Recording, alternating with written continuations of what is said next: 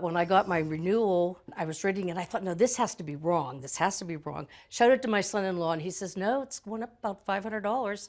Oh, that is no small number for a rent increase for anybody, and it hits especially hard for Valley senior citizens who are on a fixed income. It is an issue facing so many of our elderly who are feeling the squeeze from a rising cost of living. Homelessness among our seniors is also on the rise. Difficult to hear that. David Caltabiano spent the day learning more about the impact rising costs are having on our seniors. Joining us live tonight with what he's learned. David?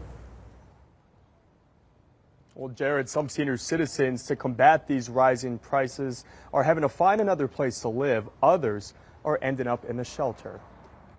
In her 8 years living in this Phoenix one-bedroom apartment, Cathy Johnson, who lives on Social Security after hurting her back, expected rent increases. It was $50. 1 year it was, I don't think it even went up. I think it was maybe like $5 or $10. I'm not sure. But this year's renewal, nearly $500 more, bringing her monthly total to almost $1,600. That's like a 45% jump from what it was for a one-bedroom.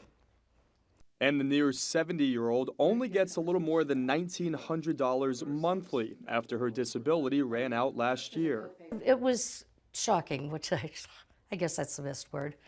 It's a different position for me, and I can understand both sides of it now. I couldn't before, but it's also scary because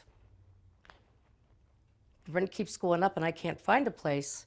Seniors moving from their apartments into their cars.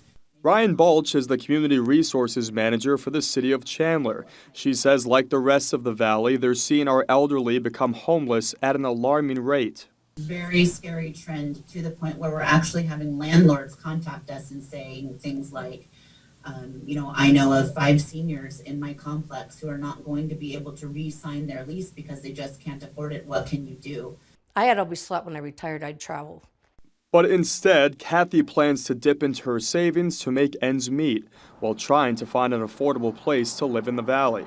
It feels impossible to the Pittsburgh native who never thought she'd be in this position. I'm just going to play it probably right now month by month.